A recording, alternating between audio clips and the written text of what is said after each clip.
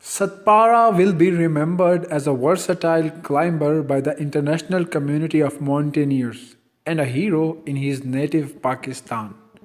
He is the only Pakistani to have climbed 8 of the world's 14 highest mountains, and he made the first ever winter ascent of the world's ninth highest peak, Nanga Parbat.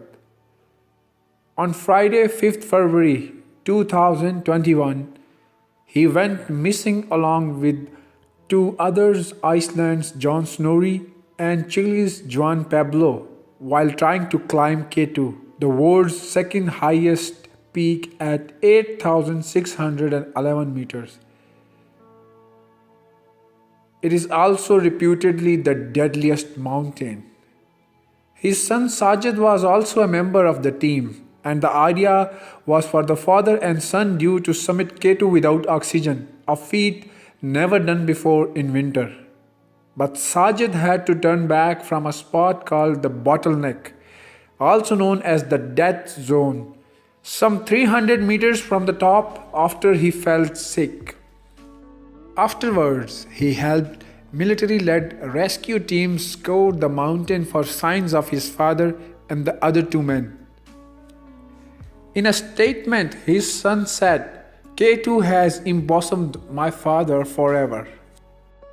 Muhammad Ali Sadpara was born in 1976 in Satpara, a village in one of the river valleys of the Himalaya Baltistan region of Pakistan's extreme north. Nisar Abbas, a local journalist and relative and friend of Satpara from their village days, describes him as being extraordinary right from his childhood.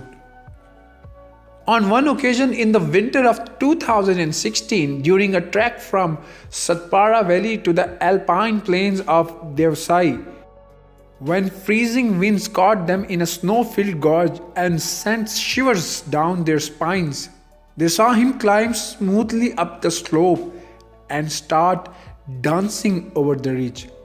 Ali Sadpara had been in tight spots before, and he knew the risks. Why summit K2 without oxygen? One theory is that he was working as a high-altitude porter for John Snorri. He had to comply with the agreement he had signed with him. In order to set a new record, Satpara wanted to do it too, but without oxygen, and he also wanted his son to be there when it happened. Sajid, his son, told the media that they had started out with some 25 to 30 climbers, local and foreign, but all of them turned back before hitting the 8,000 meter point. Sajid's own condition worsened when they hit the bottleneck. We had carried an oxygen cylinder in our emergency gear. My father told me to take it out and use some. It will make me feel better. But while Sajid was getting up the cylinder, its mask regulator sprang a leak. Sajid told the media reporters. Meanwhile, his father and the two foreigners continued to scale the bottleneck. His father then looked back and shouted to Sajid to keep climbing. I shouted that the cylinder had leaked, said Sajid. Don't worry, keep climbing, you will feel better. But I couldn't gather the strength to do it and decided to turn back. It was around noon on Friday, 5th February. That was the last I saw of them, Sajid told the media. Ali Sadpara's son Sajid Sadpara says he saw the three men climb over the bottleneck at the top, which means that they probably did make it to the summit. Experts says most accidents happen while descending, as even slight loss of balance can send one crashing down into an abyss.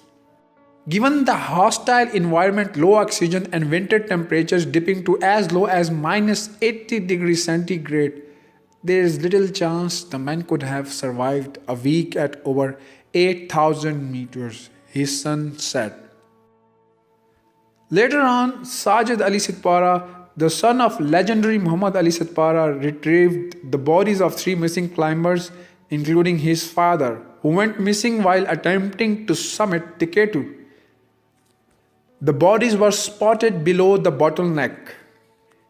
He single handedly not only retrieved the body from a dangerous slope but also managed to bring it from bottleneck to C4.